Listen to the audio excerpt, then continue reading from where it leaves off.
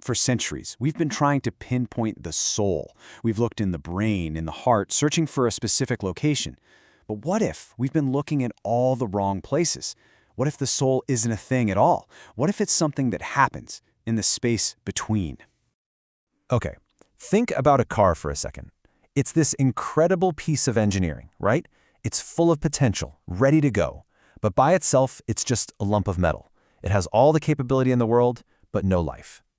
It's just waiting. It needs something else, an outside force, an intention, to bridge that gap between what it could do and what it actually does. And that is the missing piece, a mind, a person with a destination, a reason to go somewhere. The second that intention shows up, well, everything changes. It's not something you can touch or measure. It's a connection. A relationship forms between the driver's goal and the car's ability to move. And right there, in that invisible space, motion is born. So this really simple relationship between a driver and their car, that's our blueprint. It's going to help us understand something way more profound about who we are. So what actually brings a machine to life? Is it the gasoline? The engine? No way. A car can have a full tank of gas, a perfect engine, and still be just a lifeless object. The thing that truly animates it is the connection it forms with the driver. Let's break this down. The car gives you the capability. It's the physical mechanism. It's what makes movement possible. But the driver? The driver provides the intention, the purpose, and the direction. Honestly, one is pretty useless without the other. All right, now let's take this whole idea from the garage and bring it inside. How does this relationship between intention and action play out within us in the human experience? Because when you really think about it, that exact same dynamic is happening inside each of us all the time. We are both the one steering and the one moving. Think of it like this. Your mind is the commander, giving the orders. Your body is the incredible machine, ready to execute those orders. But the real magic, the thing it all hinges on, is that in-between space. That's the bridge where a thought actually becomes an action. And here's the big idea. That in-between space is what we're talking about when we say the soul. It's not a part of your brain or your heart. It's the quality of the relationship between your mind and your body. You can't see it, but you can feel it. It defines your entire experience of being alive. So this completely reframes the whole conversation, doesn't it? The soul isn't some static object we carry around. It's a dynamic, living, breathing relationship. We often talk about the soul like it's a battery, right? We feel drained or burned out. But does that metaphor really fit? I mean, if the soul was just energy, couldn't we just, plug it in and recharge?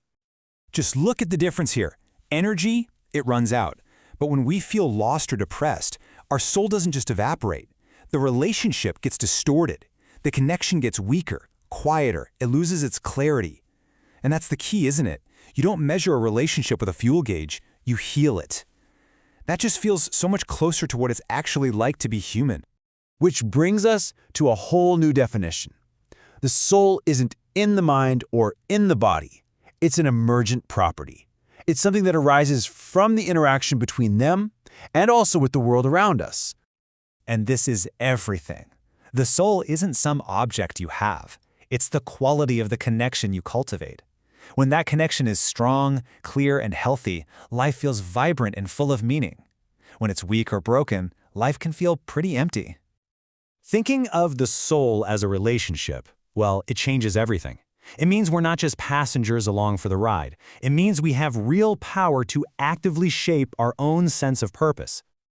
This totally flips the script on how we find a meaningful life. We can stop searching for meaning like it's some hidden treasure we have to go find. Instead, we can focus on creating it right here, right now, by improving the quality of our connections. And these relationships are literally everywhere.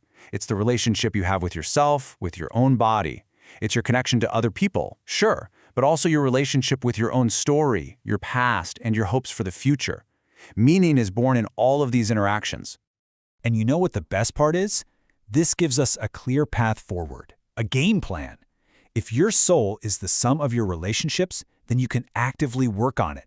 You can repair connections that have been damaged, build new, healthy ones, and make the tough choice to let go of the ones that are just holding you back. So in the end, your soul isn't some little thing trapped inside an organ. It's a living process. It's the quality of that connection between your mind and body, and it's forged in every single choice you make. This just puts it perfectly.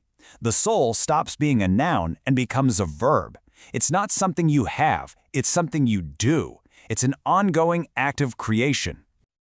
So, if our soul really is defined by the quality of our connections, then every day is a new opportunity. Every interaction is a chance to build, to repair, to create.